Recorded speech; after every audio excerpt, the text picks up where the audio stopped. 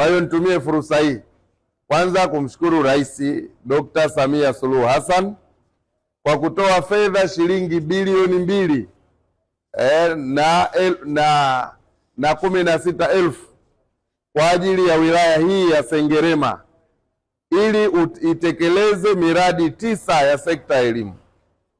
Na miongoni mwa miradi hiyo 9 ni ujenzi wa shule mpya 4. Na hapa leo Sima tunaendelea ukaguzi wa hii shule mpya ambayo imejengwa majengo yake yote kabisa na harakati za kukamilisha hii shule zinaendelea. Ukilinganisha na wilaya nilizopita kama wilaya ya Misungwi, katika miradi hii nyinyi watu wa Sengerema mnayo nafuu katika usimamizi wa miradi.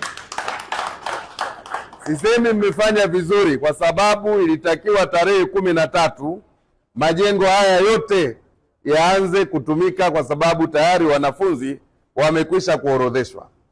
Lakini ukilinganisha na wilaya ambazo nimezitembelea, wilaya ya Kwimba angalau wamefanya vizuri, wilaya ya Misungwi hawajafanya vizuri. Wanayo miradi 6, miradi hiyo yenye thamani ya shilingi bilioni 1,144,000, lakini miradi hiyo yote 6 iko chini ya 70%. Taarifa ambayo nimeipata hapa, miradi yenu yote 9 iko angalau kuanzia 80% kwenda mbele. Kwa hiyo siwezi kusema ninawapongeza, lakini ninachokusudia kusema angalau wilaya ya Misungwi ya Sengerema hawapo nyuma sana.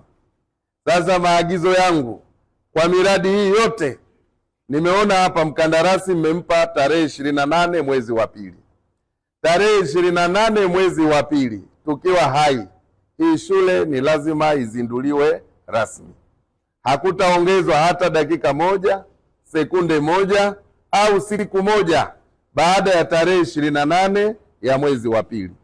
Kwa msingi huo pia miradi yote ya wilaya ya Sengerema ambayo haijakamilishwa, miradi hii 9 yenye thamani ya shilingi bilioni 2, maelekezo yangu ni kwamba ifikapo tarehe 28 ya mwezi wa pili miradi yote iwe imekamilika na iwe imekabidhiwa kwa mamlaka zinazohusika.